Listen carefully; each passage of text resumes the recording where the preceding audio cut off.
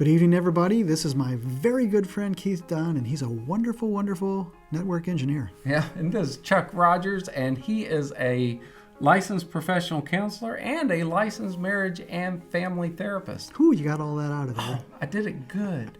Yeah, and he's amazing at what he does, and his practice is amazing as well. So we'll put the logo up here so you can see that and contact them. Oh, yeah, please do. That'd be great. Yep. And tonight we're going to talk about how to get out of depression by doing something different.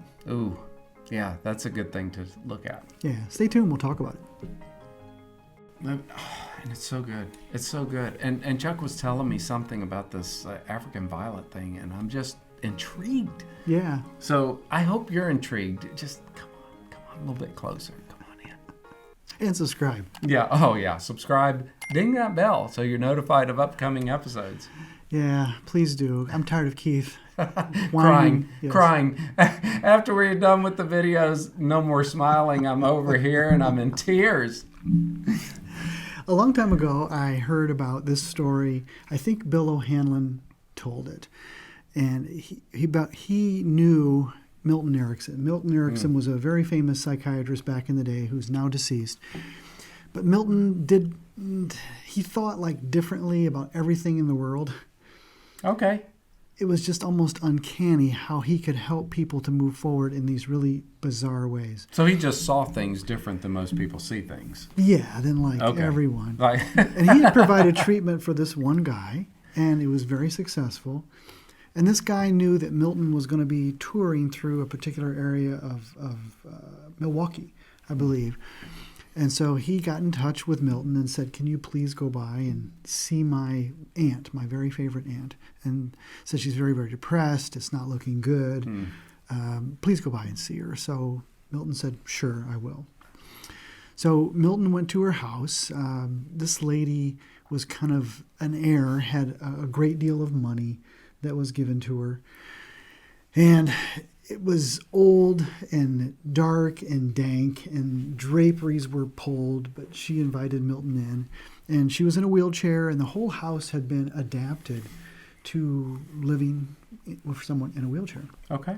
She began to show him all the areas in her home, and then she took him to her favorite room, which was like a greenhouse area that was there on the side of her home. Okay. And Milton was very interested in gardening. He grew up on a farm, and this lady was really quite good at it. And then there was one particular plant that she had that was there, and Milton was very interested in this plant and said to her, well, you seem to really have quite a green thumb. And she says, I do. And you really are able to grow the African violets. And she said, I am. And he said something to her like, well, I know that that's a very hard plant to grow. Okay. She said it is. And then, I take histories on people. Most of us therapists take histories on people. And he'd only gotten to know her as he walked through the house. And the only place that she would ever go was to, like, church on Sunday. Okay. And she'd arrive late and leave early. Right. Okay. So she didn't get to know anybody. And she just basically lived alone. So Milton was talking to her, and then all at once he just says to her, well, I just have one question for you. Why aren't you being a very good Christian? Oh. And the lady was surprised and rather offended, and she said, whatever do you mean? I mean, again, this lady was really depressed. Okay. And he said, well, you've got this great gift. You go to church late, you leave early, you've got all this wealth and all this time, and all this knowledge and ability, but you don't share it with anybody. And so he says, I only have one task for you. And she said, what's that? He said, you are to take many cuttings of your African violet, get lots of them so that you have lots of plants. You're to go to your church, and you're to get a directory of all the church members with birthdays and anniversaries and any important date. And then in the future, at any happy event or any sad event, you're to take them in person, a cutting of an African violet. And that's what you're to do. Okay. And he left her home, and that was it. Right. Many years pass. Okay. The lady eventually dies, and the headline of the main newspaper of Milwaukee says, African violet queen dies. All of Milwaukee mourns. Okay. Yeah.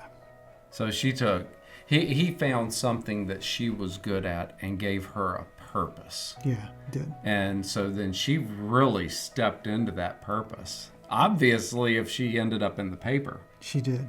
And she gave of her talent, and then everybody received it well, and it made a difference in their life. She tipped a domino. Oh, and Milton told my her goodness. to tip a domino, and she did it. Okay. Now, the other part of this thing that's really cool, I was hearing Bill O'Hanlon talk about this, and he knew Milton Erickson personally. He said he was a grad student and wanted to get supervision from Milton, but he couldn't afford Milton, so he did gardening for him. Okay, right. And so he asked Milton about this. He said, "This story really intrigues me, but how'd you know?